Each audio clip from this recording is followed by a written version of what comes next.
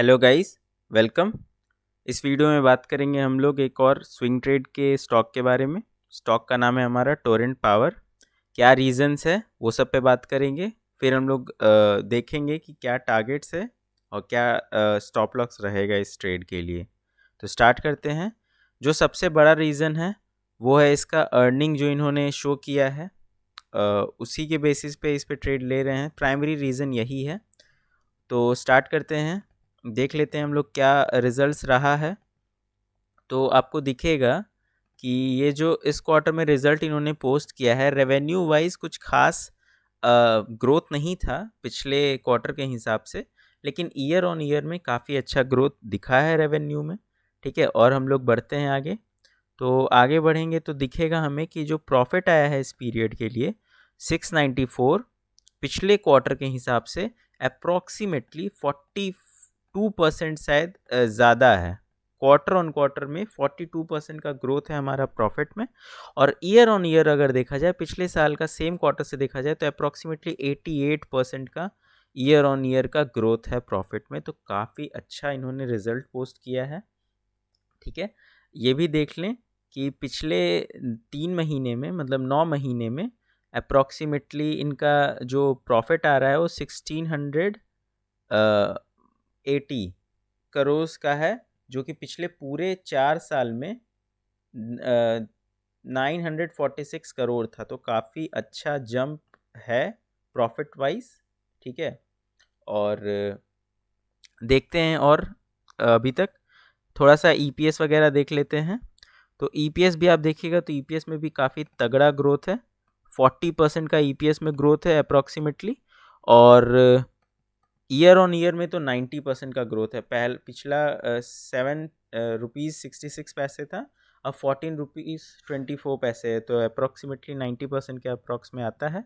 और पिछले 3 मंथ्स का, मतलब पिछले 3 क्वार्टर्स का, मंथ्स नहीं, मतलब पिछले 9 मंथ का जो ईपीएस आ रहा है वो है कुछ 34.70 पैसा।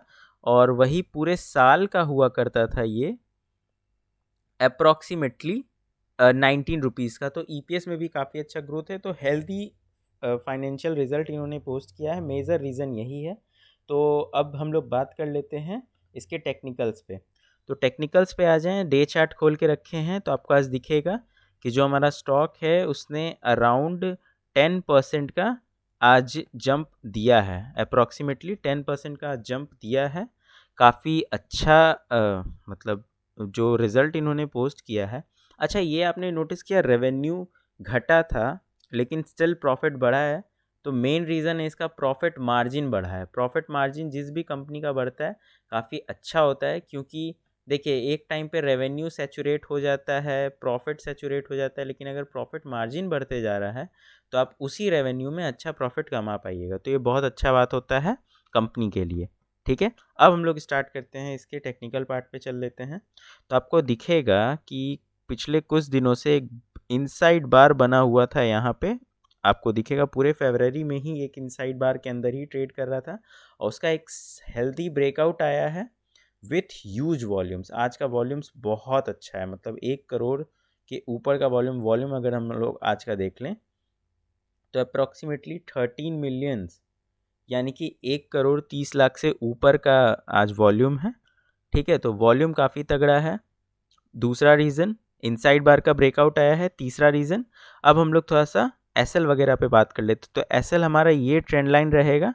जब तक ये ट्रेंड लाइन ऊपर स्टीफली ऊपर चलते जा रहा है हम लोग इस ट्रेड में बने रहेंगे। जैसे ही क्लोजिंग बेसिस पे इसके नीचे क्लोज आ जाएगा तो हम लोग ट्रेड काट देंगे। पहला बात, एसएल हम डिस्कस कर लिए। अब हम लोग टारगेट का बात कर लेते हैं। जो मेजर ऊपर में रेसिस्टेंस जोन मिलने वाला है वो कुछ इसी के अराउंड में होगा, 450 से 460 के बीच में। तो पहला टारगेट भी हम लोग वही रखेंगे। तो पहला टारगेट हमारा हो गया 550, सॉरी 440 नहीं, 540 से 550 के बीच में। 550 से 540 के बीच में पहला टारगेट हो जाएगा हमारा। और जो दूसरा मेजर हम लोग रेसिस्टेंस फेस करने वाले हैं वो है अप्रॉक्सीमेटली 600 के पास। ठीक है, तो 600 को हम लोग एज अ सेकेंड टारगेट लेके चल सकते हैं।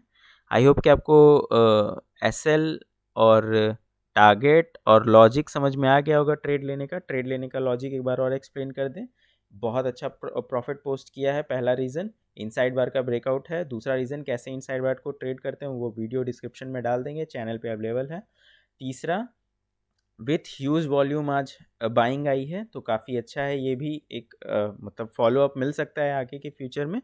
हाँ, अब हम थोड़ा सा इसमें बात कर लेते हैं। जैसे ही कोई भी कंपनी, कोई भी स्टॉक अगर इतना बड़ा बड़ा गैप बनाता है ना, तो फ्यूचर में कभी ना कभी ये गैप ज़रूर फील हो जाता है। ठीक है, तो अगर कोई सेफ प्लेयर है और वो चाहता है कि गैप फिल हो जाए उसके बाद ही हम ट्रेड लेंगे, तो भी ठीक है। लेकिन क्योंकि ये देखिए, गैप का कॉन्सेप्ट समझिए, गैप अगर ऐसे ही फालतू न्यूज़ से आई है तो वो गैप जल्दी भर जाता है, लेकिन अगर वैलिड न्यूज़ से आया है तो वो गैप भरने में टाइम लगता है।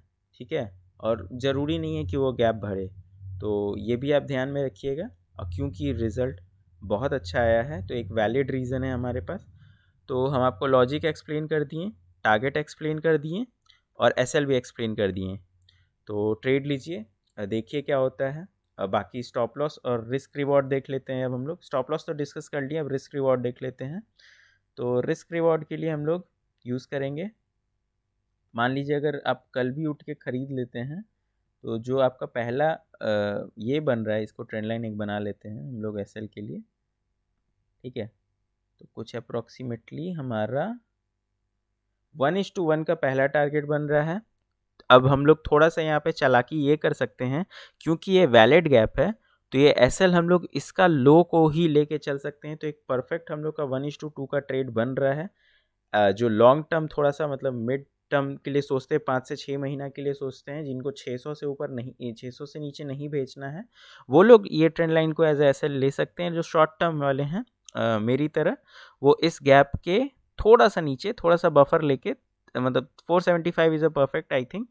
तो 475 को ऐसे लेके 504 जो भी करंट लेवल है उस पर बाई करिए। ठीक है, पहला हमारा टारगेट 550 का रहेगा और दूसरा टारगेट हमारा 600 का अप्रॉक्स में रहेगा, 600 के आसपास में।